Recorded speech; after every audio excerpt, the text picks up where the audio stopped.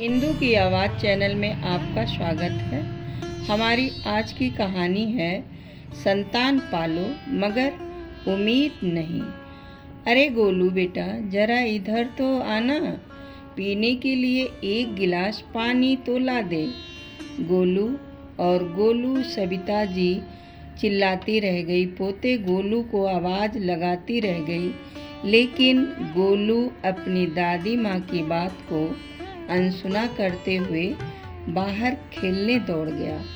सविता जी ने अपनी बहू को आवाज़ लगाई, लेकिन दोनों बहू में से किसी एक ने भी आना जरूरी नहीं समझा। सविता जी के पति का देहांत हुए 7 महीने हो चुके थे। पति की मृत्यु के बाद अब वो बिल्कुल अकेली पड़ गई थी। सविता जी के 2 बेटे और एक बेटी है। बेटी की शादी अच्छे खानदान में करके वह उसकी जिम्मेदारी से मुक्त हो चुकी है। दोनों बेटे भी शादीशुदा हैं। बड़े बेटे अशोक की पत्नी सुधा और छोटे बेटे सतीश की पत्नी सुनंदा है। दोनों का एक एक बेटा है। अशोक का बेटा 10 वर्ष का है, जबकि सतीश का बेटा सनी 9 वर्ष का है।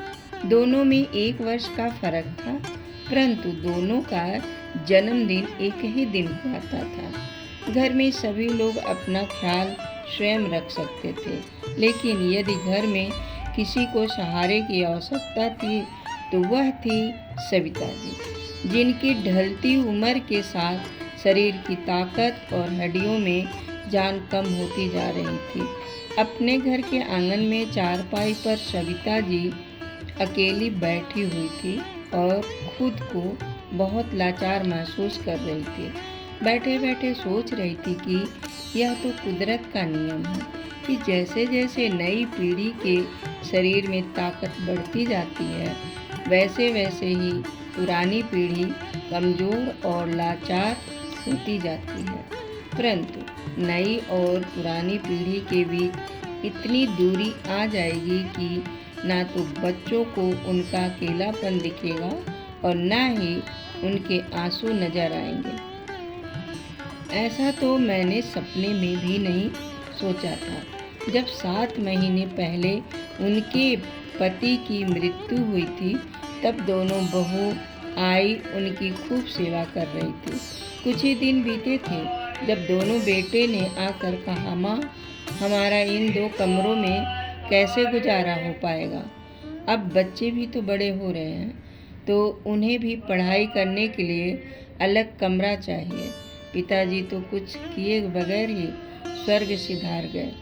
अब आप ही कुछ कीजिए। बेटों को यह बातें सुनकर सविता जी कुछ हैरान रह गई और पूछने लगी, लेकिन बेटा, तुम कहना क्या चाहते हो? क्या कर सकती हूँ मैं? मेरे पास तो इतने पैसे भी नहीं हैं कि मैं मकान पर खर्च कर सकूँ। तभी उनका छोटा बेटा बोला, माँ जी, पिता ने सारी ज़मीन जायदाद आप ही के नाम तो कर दी थी। आपकी जो गांव वाली ज़मीन है ना, उसकी तो आप ही मालिक हैं। आप उस ज़मीन का आधा हिस्सा बेच दीजिए। उसे बेचकर जो पैसा मिलेगा उसे हम ऊपर की 2 मंजिलें बनवा लेंगे। फिर बड़े बेटे ने कहा, माँ, आप ही सोचिए, हमारे बच्चे भी बड़े हो रहे हैं, जगह की कितनी कमी हो चुकी है, और फिर कभी कभार बच्चों के दोस्त भी आ जाते हैं, या कभी उन दोनों का जन्मदिन मनाना होता है तो जगह ना होने के कारण उन्हें भी शर्मिंदा होना पड़ता है। बेटों के इतने आग्रह करने पर सविता जी सोच में पड़ गई। फिर सोचने लगी कि आज हो या कल, आखिर यह सब कुछ बच्चों का ही तो है। ऐसा सोचते हुए उन्होंने गांव की ज़मीन का आधा हिस्सा बेच दिया और उससे आधा पैसा बेटे को दे दिया और कहा, अब तुम्हें जैसा ठीक लगे तुम वैसा मकान बनवा लो। दोनों बेटों ने 2 मंजिलें और बाबा बनवा ली। फिर कुछ दिनों बीते तो एक दिन उनका बड़ा बेटा उनके पास आया और बोला, माँ, आपकी तबीयत ठीक नहीं रहती तो फिर आपको ज़मीन जायदाद का क्या काम है? अब इस बुढ़ापे में तो अपनी जिम्मेदारियाँ अपने बच्चों को तो सौंप दो और फिर आराम से बहुओं से अपनी सेवा करवाओ। शान से बैठकर हुक्म चलाना अपनी बहुओं पर। फिर सविता जी बोली, बेटा तू यह सब क्या कह रहा है? मैं कहाँ भागी जा रही हूँ? तभी उनका छोटा बेटा सतीश गोलू और सनी का हाथ पकड़कर ले आया और बोला, माँ कल इन दोनों का जन्मदिन है और हम चाहते हैं कि आप इन्हें ऐसा तोहफा दीजिए जो कभी किसी ने दिया ही ना। तब सविता जी बोली, हाँ बेटा, मैंने भी इनका जन्मदिन यादगार बनाते हुए देखना चाहती हूँ, लेकिन मैं कर क्या सकती हूँ? अच्छा तोहफा भी नहीं दे सकती। तभी बड़ा बेटा बोला, अशोक, माँ जी केवल आप ही हैं जो इन्हें अनमोल तोहफा दे सकती हैं। ऐसा कहते हुए उसने अपनी माँ के आगे कुछ कागज रख दिए और बोला, माँ आपको और कुछ नहीं करना, बस इन्हीं कागजों पर अपने दस्तखत कर दीजिए। अरे बेटा, इस पर तो सब कुछ अंग्रेजी में लिखा है। तुम्हारे पिताजी हमेशा कहा करते थे, दस्तखत करने से पहले कागजों को पढ़ लेना चाहिए, क्योंकि धोखाधड़ी बहुत है। लेकिन यह बात तो पराये लोगों के साथ लागू होती है, यहाँ मुझे से कौन धोखा करेगा? ऐसा कहते हुए उन्होंने कागजों पर दस्तखत कर दिए। लेकिन जैसे ही उन्होंने दस्तखत किए, उनके मन में ख्याल आया कि पूछना तो चाहिए कि यह कागज किस चीज़ के हैं। और जब उन्होंने पूछा तो उनका बड़ा बेटा मुस्कुराते हुए बोला, माँ इस पर यह लिखा है कि आप अपने गांव वाली सारी ज़मीन हमारे नाम पर कर दी है। यह सुनकर सविता जी को एक धक्का सा लगा। कितनी चालाकी से दोनों बेटों ने उनसे कागजों पर दस्तखत करवा लिए, पर फिर सोचने लगे कि बेटा सही तो कह रहा था, मैं इस उम्र में ज़मीन जायदाद क्या करूँगी? अगर यह मैंने उन्हें दे भी दिया तो क्या हो गया? अब आराम से रहूँगी, दोनों बहुओं और बेटे से खूब सेवा करवाऊँगी। उसी दिन सुबह सुबह सविता जी पार्क में टहलने के लिए चली गई। थोड़ी देर सैर करने के बाद वे अपनी सहेली नीता जी के साथ गपशप करती रही और जब घर वापस लौटी तो देखा घर पर कोई नहीं था। रसोई घर का सारा सामान गायब था। एक पल को घबरा गई और बच्चों को आवाज़ देने लगी। तभी इतने में बड़ी बहू ऊपर से चिल्लाई, क्या हुआ माँ जी, इतना क्यों चिल्ला रही हो? हम ऊपर आ चुके हैं सारा सामान लेकर। ठीक है बहू, काम में व्यस्त हो तो मैं भी ऊपर आ ही जाती हूँ। जैसे ही सविता जी ऊपर पहुँची और पहला कदम रखा तो बहू जोर से चिल्लाई, आपको दिखाई नहीं देता? सारा घर गंदा कर दिया। अभी अभी मैंने पोछा लगाया था। सुख तो जाने दिया होता। अपनी बहू के मुंह से ऐसी बातें सुनकर सविता जी का कलेजा मुंह को आ गया और हड़बड़ा कर बोली, बहू वह मुझे बहुत जोर से भूख लगी थी, अगर मेरे लिए नाश्ता बना देती। फिर बहू गुस्से से भरा हुआ चेहरा देखते हुए बोली, मैं ऊपर आकर फर्श गंदा नहीं करूँगी तो मेरे लिए खाना नीचे ही पहुँचा देना। तभी बहू बोली, देखिए माँ जी, अभी मैंने कुछ नहीं बनाया, खाने को ऊपर जाकर अपनी छोटी बहू से पूछ लीजिए, उसने कुछ बनाया होगा तो दे देगी। अरे बहू, पहले ही इतनी सीढ़ियाँ चढ़कर मेरा सांस फूल गया है, तुम ही कुछ दे दो। माँ जी अभी मुझे बहुत काम है, एक रोटी बनाने का काम ही नहीं है। इतना कहकर वह चली गई। सविता जी जैसे तैसे हिम्मत जुटाकर छोटी बहू के पास पहुंची तो देखा वह भी घर के काम में व्यस्त थी। उन्होंने उसे आवाज़ दी और मांगा खाना तो बहू ने कहा, माँ जी अभी मैंने रोटियां नहीं बनाई, रात की रोटियां पड़ी हैं, आप वही खा लीजिए। सविता जी रात की बासी रोटियां लेकर उदास भाव से नीचे आ गई, परंतु वो समझने में असमर्थ थी कि उनके आगे पीछे सारा दिन माजी माजी कहकर उनकी सेवा करने वाली बहुएं आज इतना अजीब सा व्यवहार क्यों कर रही हैं। उसी समय उनकी बेटी का फ़ोन आया, माँ कैसी हैं, आप खाना तो समय पर खाती हैं ना? तो सविता जी बोली, बेटा मैं बिल्कुल ठीक हूँ, तेरे दोनों भाइयों और भाभियों ने तो मुझे आज सर पर बिठा रखा है, तू मेरी चिंता मत किया कर। तेरी भाभी गरम गरम खाना परोस कर गई है, अभी मैं खाना खा रही हूँ, बाद में बात करती हूँ। ऐसा कहते हुए सविता जी की आंखें भर आई और गला रूह अपनी बेटी का दिल दुखाना नहीं चाहती थी, इसलिए तुरंत फोन काट दिया। बेमन से वही बासी रोटियां खाते हुए उन्होंने मन ही मन सोचा कि आज वह अपने दोनों बेटों से इस विषय में बात करेंगे। दोपहर बीतने को थी और सविता जी अभी तक दोपहर के खाने का इंतजार कर रही थी। जब कोई नहीं आया तो थक कर उन्होंने आवाज़ लगाई, बहू मुझे भूख लगी है, खाना तो दे। परंतु बहू का कोई जवाब नहीं था। थोड़ी देर बाद उन्होंने फिर से आवाज़ लगाई। 4-5 बार आवाज़ लगाने पर भी जब कोई नहीं आया तो थक हार कर वह फिर से ऊपर गई। भौवें सिकोड़ते हुए 2 रोटी और सब्जी एक डिस्पोजल प्लेट में डालकर ऐसे रख दी जैसे किसी भिखारी को खाना दिया हो। बहू का ऐसा अजीब व्यवहार देखकर सविता जी को हैरानी का ठिकाना नहीं था। सोचने लगी कि आखिर आज दोनों बहुओं को मेरी 2 रोटियां भी भारी क्यों लग रही है। आखिर एक दिन में ऐसा क्या हो गया।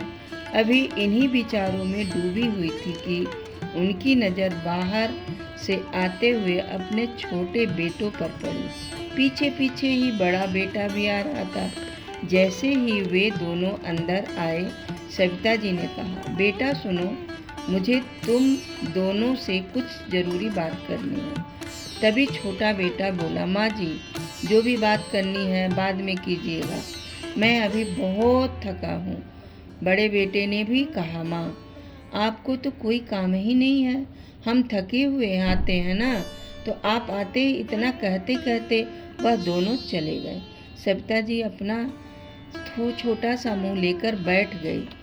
उन्हें रात भर नींद नहीं आई। अगले दिन सुबह उठकर उन्होंने अपने बेटे से बात करने की सोची और सीढ़ियाँ चढ़कर ऊपर चली गई। ऊपर जाकर देखा तो उनका बेटा ऑफिस जाने के लिए तैयार हो रहा था। तभी उनकी बहू ने मुंह बनाते हुए कहा, सुनो तुम्हारी माई आई हुई है। सविता जी यह सुनकर हैरान हो गई और बोली, यह क्या बात हुई बहू, क्या मैं तुम्हारी कुछ नहीं लगती।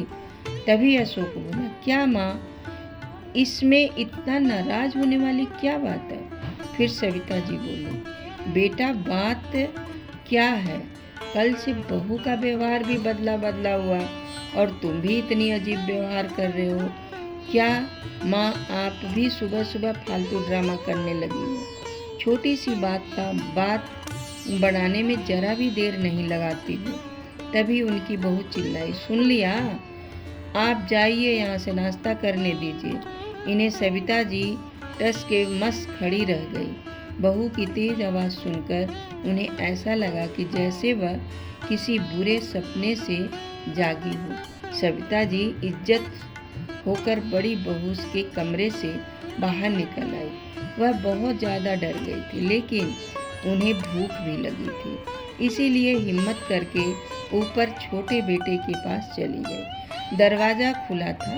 उन्होंने आवाज़ दी, लेकिन कोई नहीं आया, तो वह अंदर जाकर बैठ गई। उनके बेटे सतीश ने उन्हें देखा तो रसोई में से 2 रोटियां लाकर उन्हें दे दी। अभी सविता जी ने पहला टुकड़ा मुंह में डाला ही था, इतने में छोटी बहू कमरे से बाहर आई और बोली, माँ जी आप यहाँ कैसे। अपनी बहू के इस सवाल को सुनकर उनकी आंखें भर आई। यहाँ कैसे, मतलब अब बड़ी बहू ने भी मुझे यह कह दिया है कि यहाँ मत आओ, और अब तुम भी ऐसी बात करोगी तो मैं कहाँ जाऊँगी। अपनी माँ की यह बात सुनकर सतीश ने उन्हें कहा, माँ आप पहले खाना खा लीजिए, फिर बात कर लेना।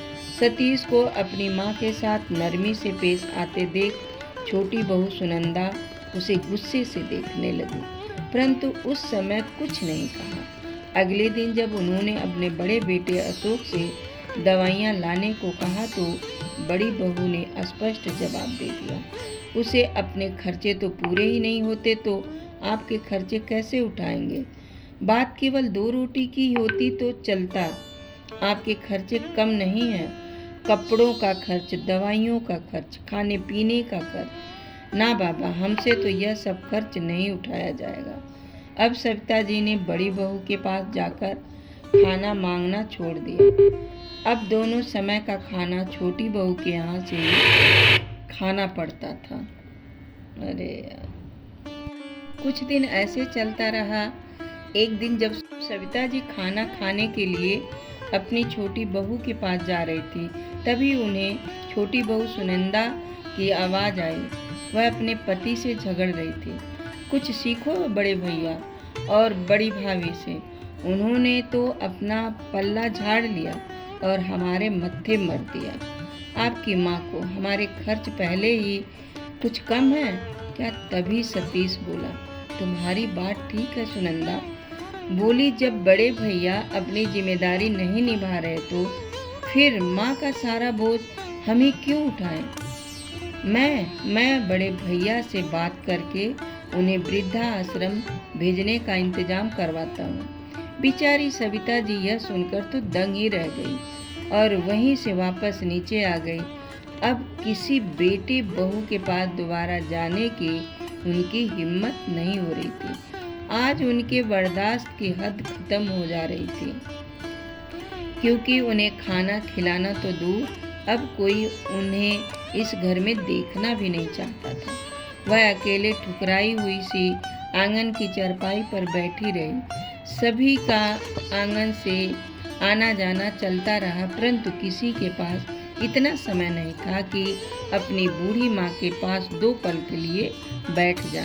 जब बेटों और बहू ने ही अपनी जिम्मेदारी से पल्ला झाड़ लिया था तो फिर अपने पोते से भी क्या उम्मीद करती? आखिर वह भी तो अपने माता पिता के नक्शे कदम पर ही चल रहे थे। इतने बड़े परिवार के होते हुए भी सविता जी अकेलापन और भुखमरी की मार झेल रही थी। आज बगैर कुछ खाए पिए वो टहलने के लिए निकल गई थी। उन्हीं की सहेली ने महसूस किया कि वे बहुत गुमसुम हैं, तो उन्होंने सोचा कि वह खुद ही बता देंगी। परंतु जब सविता जी ने कुछ नहीं बताया तो उनकी सहेली ने ही उनकी परेशानी का कारण पूछा। तभी सविता जी आंसुओं से भरी आंखें लिए बोली, क्या बताऊं, जब मैंने बेटी को जन्म दिया था तो हम लोगों को लगा कि हमारे सिर पर किसी ने बहुत बड़ा बोझ रख दिया हो, क्योंकि हमें उसके लिए दहेज जोड़ना पड़ेगा, पढ़ा लिखा कर दूसरे के घर भेजना पड़ेगा। लेकिन जब मेरी एक के बाद एक 2 बेटा पैदा हुए तब तो मैं फूली नहीं समाती थी और उनके पिताजी का तो सीना गर्व से चौड़ा हो गया था। हमें लगता था कि शायद हमारे पिछले कर्मों का फल है। हमने मोती दान किए होंगे जो इस जन्म में यह कृपा बरस रही है। और मुझे ऐसा महसूस हुआ कि जैसे मैंने तो गंगा नहा ही लिया। बेटों के साथ मेरा बुढ़ापा आराम से कटेगा और वो मेरे बुढ़ापे की लाठी बनेंगे। मैंने तो पूरी उम्र इसी खुशी पहम में बिता दिया कि हम बच्चों के ऊपर जो आज खर्च कर रहे हैं ना, वह हमारे बुढ़ापे में सूद समेत वापस कर देंगे। अपनी सारी जमा पूंजी हमने अपने बच्चों के उनके पैरों पर खड़ा होने में लगा दी, यहाँ तक कि अपनी सेहत पर ध्यान भी नहीं दिया। अब पति का साथ भी छूट गया है और सेहत पर भी साथ छोड़ने लगी है और 2 बेटे हैं जो मेरी दवाइयों का खर्च उठाना तो दूर, अब तो उनसे दोनों 2 वक्त की रोटी तक नहीं खिलाई जाती। अपनी बूढ़ी माँ को सारी बातें बताते हुए उनकी आंखों से आंसू बह निकले। उनका गला रुद्र गया। उनकी सहेली ने उन्हें पा लिया और सांत्वना दी कि सब ठीक हो जाएगा। फिर सविता जी बोली, पता नहीं इस उम्र में अब क्या क्या देखना बाकी रह गया है। भूख से तड़पने के बाद भी अब तक मेरे प्राण नहीं निकले। इतना कहते कहते फूट कर रोने लगी। और जमीन पर बैठ गई। उनकी सहेली ने उन्हें हौसला दिया और उन्हें उठाते हुए कुर्सी पर बिठाया और बोली, देखो सविता, यदि तुम ऐसे ही हार मान जाओगे तो इसके बाद भी तुम्हारे बच्चे तुम्हारे साथ ना जाने क्या क्या करेंगे, लेकिन यदि तुम हिम्मत दिखाती हो और गलत के खिलाफ आवाज़ उठाती हो तो अपना बचा हुआ जीवन बहुत अच्छी तरह से बिता सकती हो। अपनी सहेली की यह बात सुनकर सविता जी की कुछ सोच में पड़ गई। अब तुम मेरे साथ चलो। उनकी सहेली ने सविता जी को अपने साथ एक ठेले पर लेकर गई, जहां उन्हें पेट भर खाना खिलाया। फिर सविता जी घर पर लौट कर आए। कुछ देर सविता जी कुछ सोच विचार में पड़ी रही। शाम को हो चुकी थी, परंतु सविता जी को दोपहर का खाना भी नसीब नहीं हुआ था। फिर खुद की हिम्मत करके जो थोड़े बहुत पैसे पड़े थे वह लेकर पास के किराने की दुकान पर चली गई और एक ब्रेड का पैकेट खरीद कर ले आई।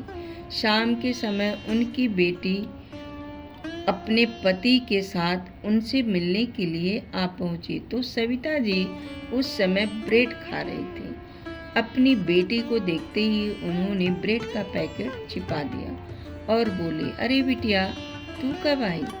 तूने तो अपने आने के बारे में बताया भी नहीं। तो बोली, बेटी, माँ, जब मैंने आपसे फ़ोन पर बात कर रही थी तो मुझे तभी एहसास हो गया था कि कुछ ठीक नहीं है, इसलिए मैं आपसे मिलने चली आई। मुझे साफ साफ बताओ कि बात क्या है। बिटिया, मैंने तुझसे कहा था तो कि सब कुछ ठीक है, तो बिना सिर पैर की ही चिंता कर रही हो, सविता जी ने नजरें चुराते हुए कहा। तभी दरवाजे से आती हुई उनकी सहेली जी की आवाज़ आई, क्या खाक ठीक है? सविता बेटी, अच्छा किया तू आ गई। मैं तुझे बताती हूँ कि तेरी माँ कैसे एक एक दिन काट रही है। उनकी सहेली जी ने सारा वृत्तांत बेटी को सुनाया। सारी बातें सुनकर उनकी बेटी हक्की बक्की रह गई। उसे विश्वास ही नहीं हो रहा था कि उसकी माँ पर जान छिड़कने वाले उसके भाई अचानक इतने लालची कैसे हो गए। सविता जी का दामाद जो ये सारी बातें सुन रहा था कहने लगा, माँ जी, मेरा एक बहुत अच्छा दोस्त वकील है। आप एक काम कीजिए, अपने प्रॉपर्टी के कागज उठाइए और हमारे साथ चलिए। सविता जी के मना करने के बाद भी वे दोनों नहीं माने और उन्हें अपने साथ वकील के पास ले गए और सभी हालातों के बारे में बताया। वकील ने सभी कागज देखे और कहने लगा, अरे वाह, यह हुई न बात। यह बताइए, यह कागज किस प्रॉपर्टी के हैं? तभी सविता जी ने कहा कि यह हमारे मकान के और ज़मीन के कागज है। फिर वकील मुस्कुराते हुए बोला, अगर ऐसी बात है तो आप अपने बेटों और बहुओं को अच्छा नाच नचा सकती हैं। फिर वकील के कहने पर सविता जी ने कागजी कार्रवाई शुरू कर दी। उसके कुछ समय के बाद सविता जी घर लौट आई। थोड़ी ही देर में उनके दोनों बेटे भी घर आ गए। उनके पास आकर बोले, माँ, अब हमसे आपका बोझ और नहीं उठाया जाता, इसलिए हमने आपका इंतजाम वृद्धा आश्रम में करवा दिया है। यह सुनकर सविता जी हैरानी से उनकी ओर देखने लगे तो बड़ा बेटा बोला, चिंता मत कीजिए माँ, वहाँ आपको किसी भी तरह की कोई कमी नहीं होगी। अभी यह बात चल ही रही थी कि बेटी और उनका पति वकील के साथ उनके सामने हाजिर हो गए। उन दोनों को वकील के साथ वहाँ देखकर दोनों बेटों और बहू की हैरानी का ठिकाना नहीं रहा। बड़ा बेटा बोला, यह सब क्या तमाशा है? तुम लोग यहाँ वकील के साथ? फिर बड़े बेटे ने कहा, अच्छा, अब समझ में आया कि माँ की संपत्ति में तुझे और जीजा जी को भी अपना हिस्सा चाहिए, इसीलिए वकील को लेकर आई हो। लेकिन एक बात कान खोलकर सुन लो, यह संपत्ति हम दोनों भाइयों की है, तुम्हारा इसमें कोई हक नहीं है। यह बात सुनकर उनकी बेटी और उनके पति को बहुत गुस्सा आया। तभी बेटी बोली, मुझे माँ की संपत्ति में से एक पैसा भी नहीं चाहिए। मैं तो केवल इतना चाहती हूँ कि मेरी माँ इस बुढ़ापे में सुख पूर्वक अपना जीवन बिताए। अरे मैं तो माँ को अपने साथ लेकर जाना चाहती थी, लेकिन माँ ने ही यह कहकर मना कर दिया। अपने जीवन का अंतिम समय वह बाबूजी की यादों के साथ ही इस घर में रहकर गुजारा करना चाहती थी। फिर सविता जी ने चेहरे पर गुस्से भरे भाव लाते हुए कहा, अपनी बेटी से ज़्यादा मैंने और तुम्हारे पिता ने अपने बेटों को प्यार किया। यह सोचकर कि बेटियां तो ही पुराई होती हैं, केवल बेटे ही बुढ़ापे में साथ निभाते हैं। लेकिन आज मुझे यह महसूस हो रहा है कि हमसे कितनी बड़ी गलती हो गई थी। तुम लोगों ने तो मेरा पास कोई और चारा ही नहीं छोड़ा था। जब तक जायदाद मेरे नाम थी तब तक मेरे आगे पीछे दौड़ते थे, और अब फर्ज निभाने की बात आई तो तुम सभी ने हाथ पीछे खींच लिए। मेरा पैसा और मेरी ज़मीन तुम सबको चाहिए थी, पर बूढ़ी माँ उसका क्या। यह मत भूलो कि यह घर आज भी मेरे पति का है, जिस पर सबसे पहला अधिकार मेरा है। तभी बड़े बेटे ने कहा, इस पर आपका कोई अधिकार नहीं है। वसीयत बनाते समय ही पिताजी ने यह मकान हमारे नाम पर कर दिया था। तभी वकील साहब बोले, आपकी बात सही है, लेकिन आपके पिताजी ने मरने से पहले यह घर और ज़मीन अपनी पत्नी सविता के नाम पर कर दिया था, और साथ में यह भी लिखवाया था कि उनकी पत्नी के जीते जी सारी प्रॉपर्टी की मालकिन वही रहेंगी। शायद आप लोगों के पिताजी को यह बात का एहसास पहले ही हो चुका था। आप अपनी माँ के साथ कितनी घटिया हरकतें कर सकते हैं, इसीलिए उन्होंने अपनी पत्नी की सुरक्षा के लिए अपनी मृत्यु से पहले ही अपनी वसीयत में बदलाव करवा दिए थे। उनकी मृत्यु की जो तिथि आपने बताई है, उससे ठीक एक हफ्ता पहले ही वसीयत बदलवा दी गई थी। आज की तारीख में यह घर और आपके पिताजी की गांव की ज़मीन सविता जी की है। वह जैसे चाहें उसका इस्तेमाल कर सकती हैं, कोई उनसे कुछ नहीं कह सकता। यह सुनकर तो दोनों बेटों की जैसे जान ही निकलने लगी। वे कभी वकील को देखते तो कभी अपनी माँ को। इस घटना के बाद सविता जी को, जो आज तक सब कुछ सहन करती आई थी, चुपचाप रहने वाली एक सीधी सादी महिला नहीं रही। अपने अधिकार के लिए लड़ना उन्हें आ गया था, और अपनी औलाद को सबक सिखाने के लिए उन्होंने अपने बेटों बहुओं को फरमान सुना दिया कि वे जल्द से जल्द मकान को खाली कर दें। इतनी बातें सुनते ही बड़ा बेटा अशोक अपनी माँ के पैरों में गिर पड़ा। माँ, मुझसे बहुत बड़ी गलती हो गई, मुझे माफ़ कर दो। उसी समय उनका छोटा बेटा सतीश बोला, माँ, मुझे तो बड़े भैया ने उल्टी पट्टी पढ़ाई थी, नहीं तो मैं, आप जानती ही हैं, ऐसा करने के बारे में कभी सोच भी नहीं सकता था। फिर सविता जी बोली, मुझे घृत कानों से पहले तुमने इतना तक नहीं सोचा कि उस उम्र में माँ कहाँ जाएगी, कैसे रहेगी। फिर मैं तुम्हारे बारे में कैसे सोचूं? लेकिन मैं अपने दोनों पोतों के दर दर की ठोकरें खाने के लिए नहीं छोड़ सकती। इसीलिए तुम लोग इस घर में रहना चाहते हो तो तुम्हें सबसे ऊपर वाली मंजिल पर रहना होगा। अब सविता जी ने अपनी गलती सुधारते हुए एक और कदम उठाया।